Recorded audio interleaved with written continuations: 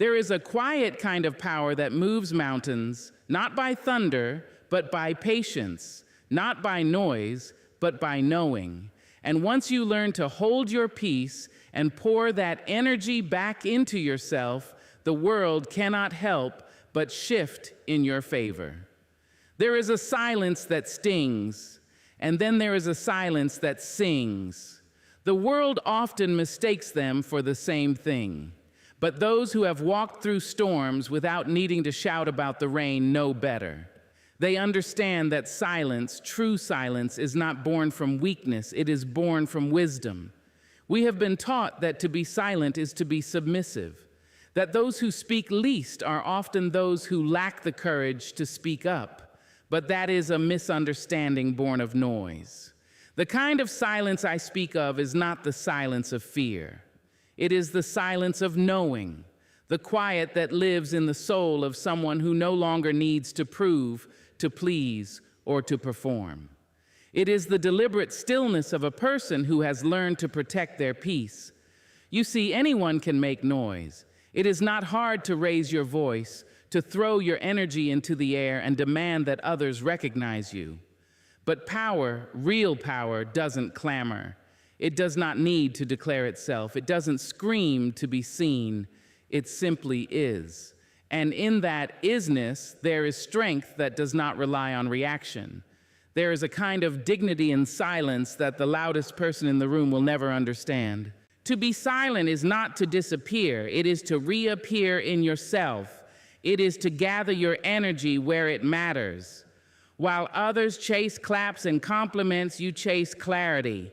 While others drown in noise, you wade into still waters and find that you are not lost. You are free, you are focused, you are in control. Some will question your silence. They will try to interpret it, define it, dismantle it. They will call you cold, arrogant, distant. But what they do not know is that you have chosen silence not because you are empty, but because you are full of reflection, full of awareness, full of a kind of self-respect that no longer wishes to be wasted on battles not worth fighting. And yes, there will be times when silence is misunderstood as passivity. When you choose not to respond, not to explain, not to defend, some will call you weak. Let them, because you are not here to be understood by everyone. You are here to understand yourself. And understanding oneself is the greatest kind of strategy. Silence becomes a sanctuary when the world gets loud. It becomes a mirror when people try to distort your reflection. In silence, you can hear your own voice more clearly than the opinions of others. You can sort through the chaos and locate your truth, the kind that isn't shaped by trends, gossip, or pressure. Silence teaches you timing. It teaches you when to speak, how to speak, and more importantly, if something even deserves a response. Some battles don't need your sword. Some insults don't deserve your name. And when you respond to everything, you dilute yourself. But when you choose your moments, you become unforgettable. Not because you always spoke, but because when you did, the earth paused. There is no weakness in saving your energy. There is no shame in letting others fill the room with chatter while you sit still, steady, grounded. That is not retreat, that is refinement. That is revolution in its most sacred form, the kind that does not beg to be televised. We live in a culture that glorifies the immediate, the loud, the constantly available. But not everything must be answered in real time. Growth, healing, transformation, they take time and they take place in the quiet. A seed does not shout when it is sprouting beneath the soil. The moon does not scream to outshine the sun. They simply become in their own time, in their own rhythm, with their own grace. So the next time someone tries to pull you into a storm that isn't yours, remember, your silence is not surrender. It is selection. It is strategy. You are not ignoring them. You are honoring you. Silence, when chosen, is a kind of brilliance. It sharpens your mind, softens your heart, and guards your energy. It tells the world, I am not here for your noise, I am here for my peace. And in a world that thrives on distraction, nothing is more powerful than focus. Nothing is more radical than restraint. And nothing is more graceful than knowing when to speak and when to simply, silently rise. There comes a moment when you look around and realize that giving all your time, all your energy, and all your love to everyone else has left you empty. Not because you are incapable of giving, but because you have forgotten that you too deserve to receive from yourself first. You were never meant to serve others from a cup that runs dry. You were meant to fill that cup with purpose, with peace, with passion. And then, if there is overflow, let it touch others. But the filling must come first. To focus on yourself is not to be selfish. It is to be sacred. It is to honor the vessel that carries your dreams, your pain, your power. It is to look in the mirror and say, I matter too. That is not arrogance. That is self-respect. And it is long overdue. Too often we are taught that to be good, we must give ourselves away. That love means sacrifice. That strength means holding everyone else up, even when we are sinking. But let me tell you, love, real love, includes you too. It includes your rest, your boundaries, your growth. And if it doesn't, it isn't love, it's performance. You do not owe your constant availability to a world that takes without asking. You do not need to explain why you're choosing to sit alone and read, why you're turning your phone off, why you're no longer answering calls that only bring confusion or chaos. That's not rudeness. That's wisdom, that's alignment, that's self-respect, wearing its most beautiful cloak, silence. When you begin to focus on yourself, the world may protest. It will ask why you've changed. It will wonder where your attention went. It will miss the version of you who always said yes, who showed up when it hurt, who never asked for much but gave so much. But you are not here to live as a memory of who others preferred you to be. You are here to live as the truth of who you are becoming. And truth, real truth, requires space. It needs time, it needs quiet, it needs care. When you decide to focus on yourself, you begin to realize that not every hand deserves your touch. Not every voice deserves your response. Not every invitation is an opportunity. Some are distractions dressed up in flattery. Some are detours trying to look like destiny. And when you respect yourself enough to say no, you start to see how peace returns like a long-lost friend. There is dignity in choosing yourself. There is healing in saying, I will no longer abandon myself to make others comfortable. Because each time you betray your own needs, your own instincts, your own well-being, you teach yourself that you are secondary, and you are not. You are the beginning of every story you will ever write. You are the root from which all your dreams must grow. And if you do not water that root, it will dry, no matter how many flowers you try to offer the world. People may compliment your petals, but you will know. You will feel the thirst beneath the beauty, and eventually it will show. So take time with yourself. Get quiet enough to hear your own voice beneath the noise of expectations. Get soft enough to hold your own hand. You do not need to rush into fixing others. You do not need to apologize for slowing down, for sleeping in, for starting over. This is your life, and you are allowed to live it at your own pace. Some will call you distant, let them. Some will say you've changed, thank them. Growth is not always loud, but it is always intentional. And when you begin to grow inward, the world outside you begins to reflect that strength. Your self-focus is not just an act of preservation, it is an act of revolution. In a world that wants you fragmented, distracted, and dependent on approval, choosing yourself is the loudest declaration of freedom you can make. You are saying, I am enough. I am worthy of my own love. I will no longer wait for someone else to see my light before I turn it on.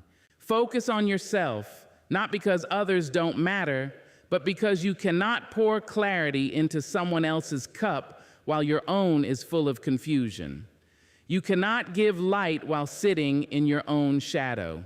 And when you do this, when you begin to treat yourself as someone worth showing up for, everything starts to shift.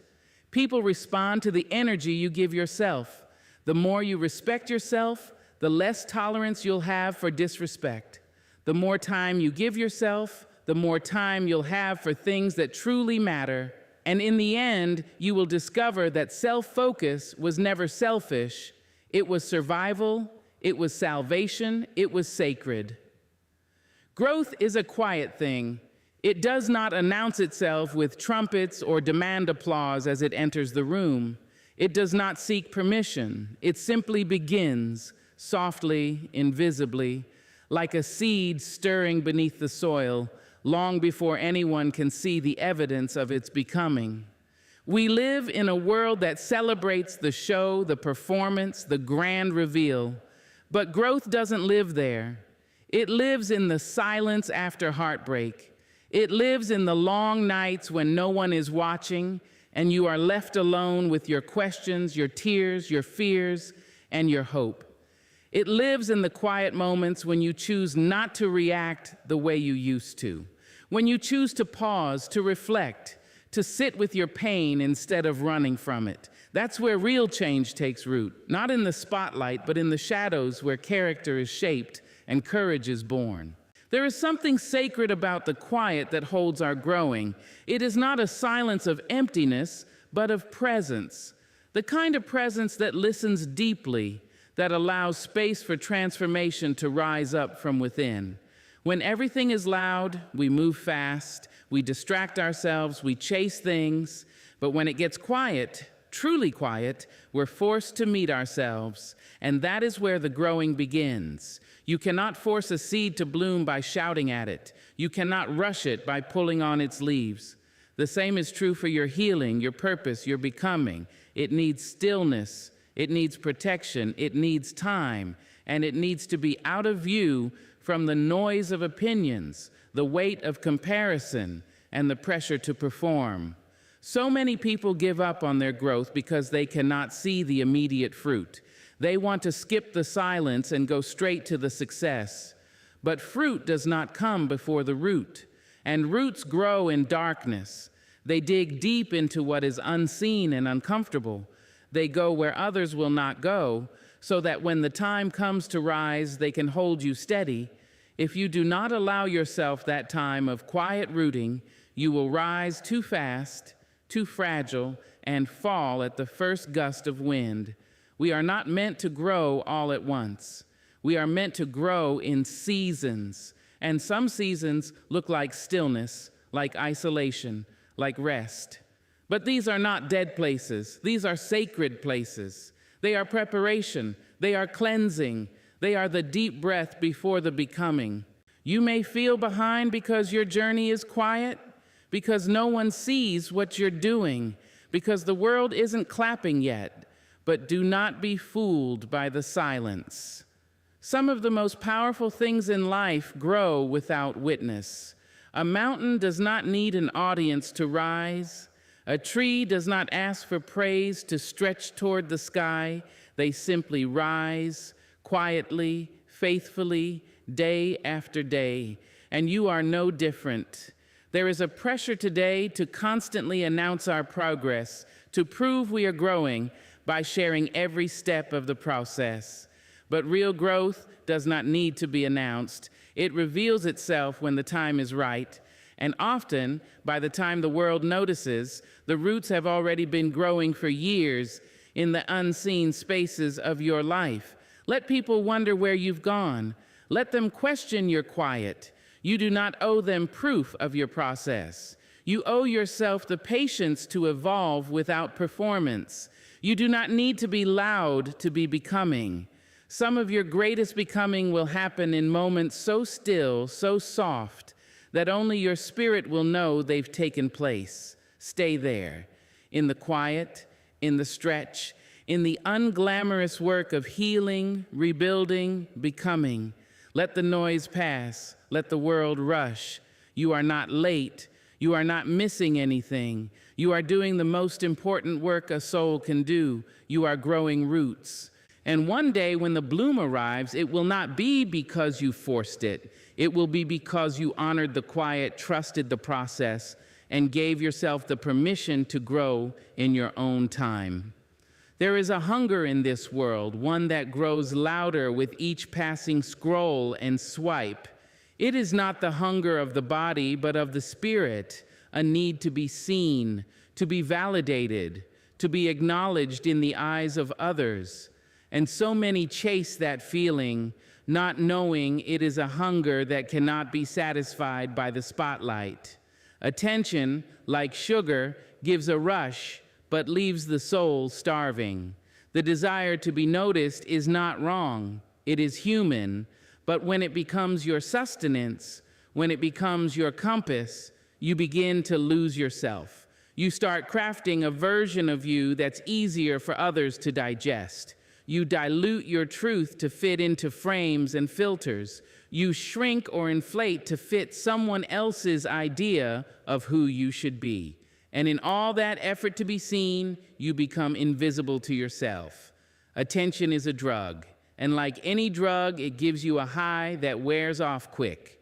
It feeds your insecurities while pretending to cure them. It builds a false sense of self, one that depends on likes, shares, applause. But the moment those stop, you begin to question your worth. You begin to ask, was I ever enough without the echo of the crowd? Sobriety from attention is not easy. It means withdrawing from the noise. It means sitting in the silence where your only mirror is the truth, not compliments, not comments, not the curated versions of life people present to the world. And in that silence, in that sobriety, you learn to face yourself. Not the self others applaud, not the self you dress up for attention, but the one who exists when the screens go dark and the room goes quiet. The hardest part about detaching from attention is the loneliness that follows, because for a while you may feel forgotten. The world doesn't reward quiet transformation. It rewards visibility.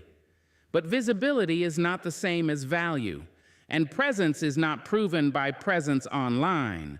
Some of the most rooted, radiant people are the ones you never see because they've chosen a life of depth, not display. Sobriety teaches you that your worth is not a group project. It is not up for vote. It is not dependent on how many eyes are on you. You begin to realize that peace doesn't come from being recognized. It comes from being real. You find joy in the small, unseen victories. The day you kept a promise to yourself. The morning you woke up and didn't need a stranger's affirmation to feel whole. The night you chose sleep and solitude over one more post to remind the world you exist.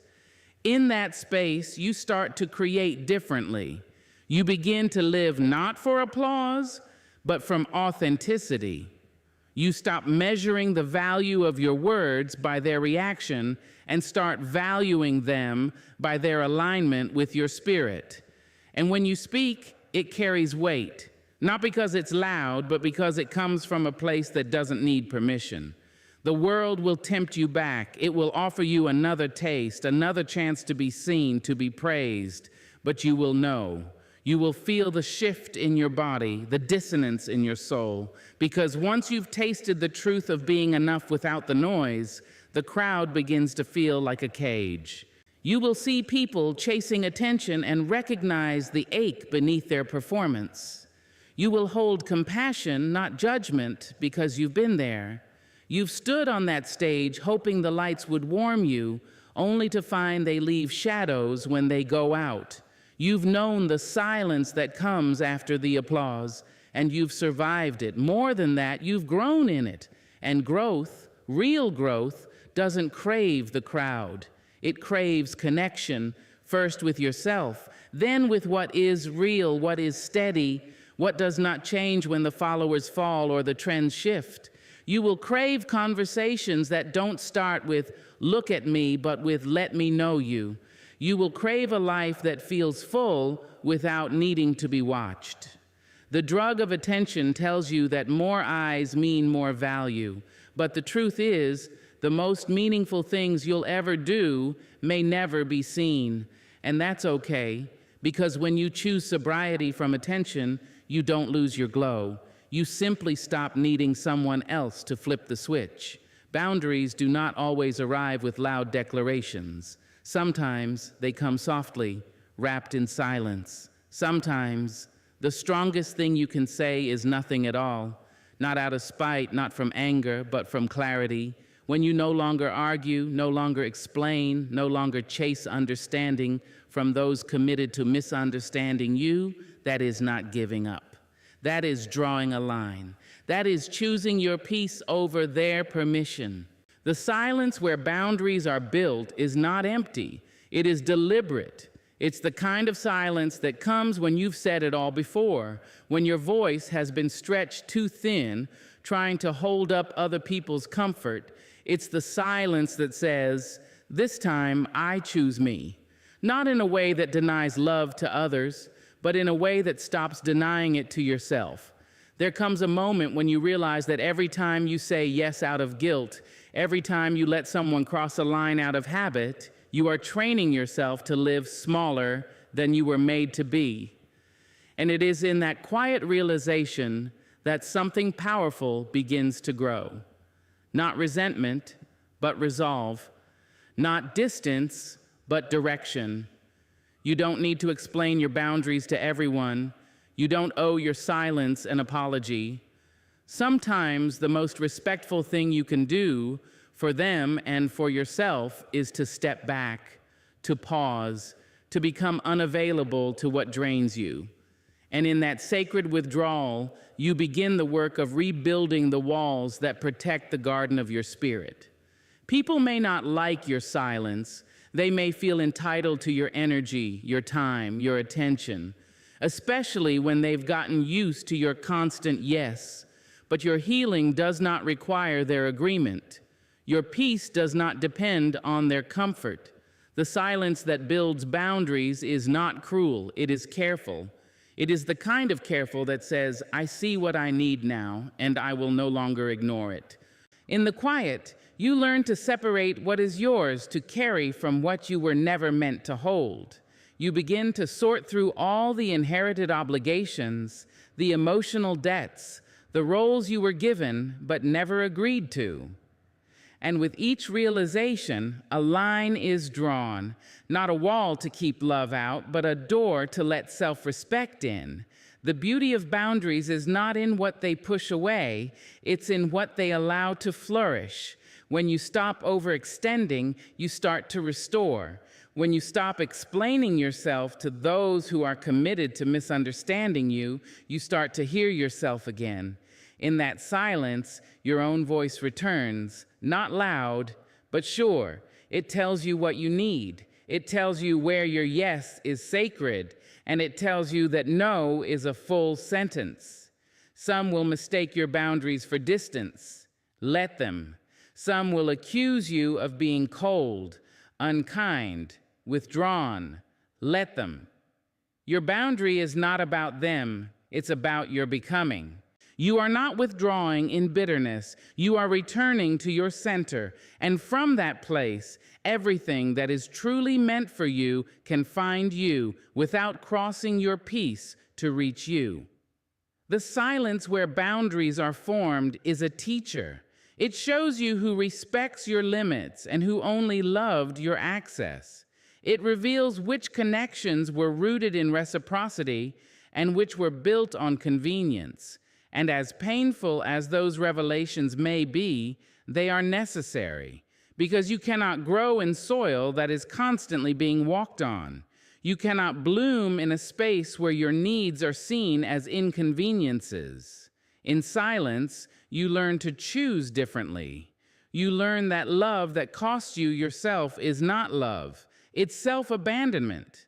You learn that protecting your energy is not selfish. It's sacred. And you learn that no one can honor your boundaries if you are too afraid to build them. It's not always dramatic. Sometimes it's just not answering the call, not opening the door, not replying to the message, not showing up where you were once expected to bleed quietly. You begin to live less from obligation and more from alignment.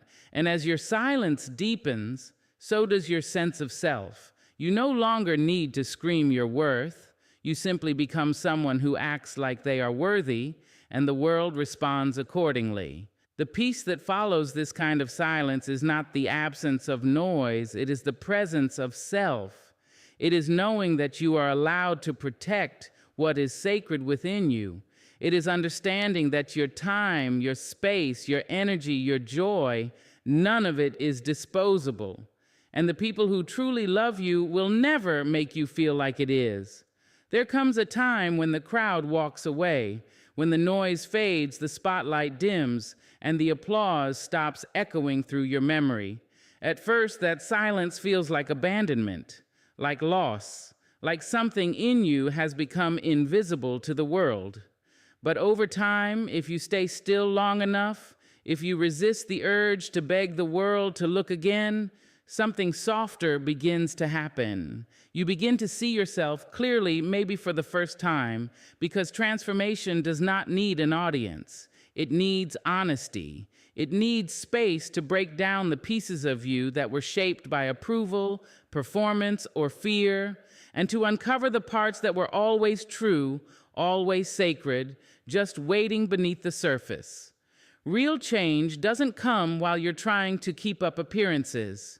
It doesn't bloom under the pressure of perfection.